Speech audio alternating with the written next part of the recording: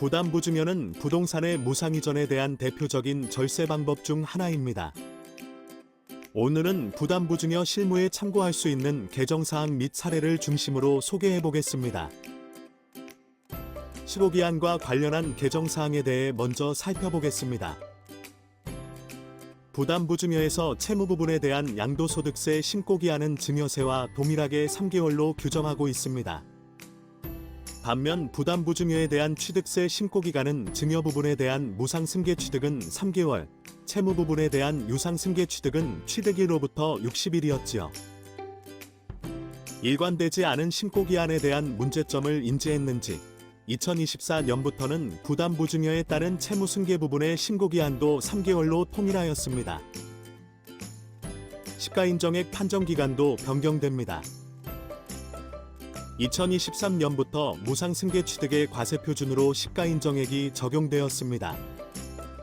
시가인정액이란 취득시기 현재 불특정 다수인 사이에 자유롭게 거래가 이루어지는 경우 통상적으로 성립된다고 인정되는 가액을 말하며 대표적으로 매매사례가액, 감정가액, 공매가액 등이 있습니다.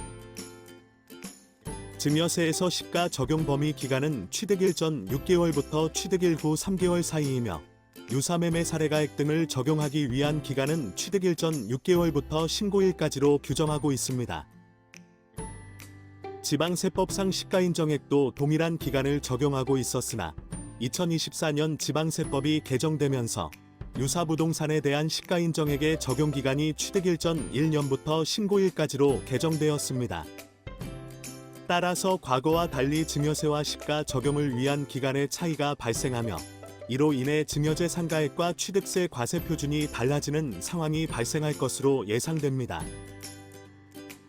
시가인정액이 없는 경우 과세표준은 어떻게 적용할까요? 증여세는 시가가 없는 경우에 기준시가를 적용합니다. 다만 증여 대상 부동산을 임대 중인 경우에는 임대료 환산가액 규정을, 대출 실행에 따라 담보를 제공한 경우에는 저당권 등이 설정된 재산평가 특례 규정과 비교하여 큰 금액으로 적용합니다. 취득세에서도 시가인정액이 없는 경우에는 시가표준액을 적용하지만 증여세와 다르게 임대료 환산가액 등의 규정이 존재하지 않습니다. 따라서 시가표준액을 그대로 과세표준으로 적용하면 됩니다. 일반적으로 증여 또는 부담부증여를 진행할 때 이를 증빙하는 첫 번째 자료는 증여계약서입니다. 마지막으로 이 증여계약서상 채무승계를 꼭 기재해야 하는지 살펴보겠습니다. 증여세의 경우 증여계약서에 채무승계를 기재하지 않더라도 실제로 채무를 인수한 사실이 입증된다면 부담부증여로 인정한다는 사례가 있습니다. 취득세는 어떨까요? 조세심판원에서는 증여계약서에 기재하지 않더라도 실제 수증자가 소득 능력이 존재하며 이를 인수하였다면 부담부증여로 인정한 바 있습니다. 그런데 과거 서울시에서는 채무인수 조건이 없는 증여계약은 일반 증여로 본 사례가 있으므로 유의할 필요가 있습니다. 마지막으로 중과세율을 살펴보고 마치겠습니다.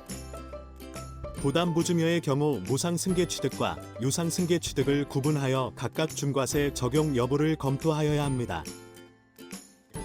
먼저 무상승계 취득의 경우입니다. 조정 대상 지역에 위치한 시가표준액 3억 원 이상의 주택인 경우에는 12%의 중과세율이 적용되며 1세대 및 주택 수 판단은 증여자를 기준으로 적용됩니다. 예외적으로 1세대 1주택이면서 배우자 또는 직계존비 소액에 증여하는 경우에는 중과세가 적용되지 않는데요. 만약 배우자나 직계존비 속이 아닌 사위 또는 며느리에게 증여할 경우에는 1세대 1주택일지라도 중과세가 적용되므로 유의하여야 합니다. 채무승계분은 유상승계 취득에 해당하므로 수증자를 기준으로 1세대 및 주택 수를 계산하여야 합니다. 이 경우 무상승계 취득 중과와 다르게 비조정 대상 지역일지라도 몇 번째로 취득하는 주택인지에 따라 8% 또는 12%의 중과세율이 적용되며 시가표준액 1억 원 이하의 주택, 상속주택 등 주택수에서 제외되는 규정을 잘 검토하면 절세할 수 있는 포인트가 존재합니다. 오늘은 부담부증여와 관련한 개정 내용과 함께 실무에 참고할 수 있는 사례에 대해 알아보았습니다. 감사합니다.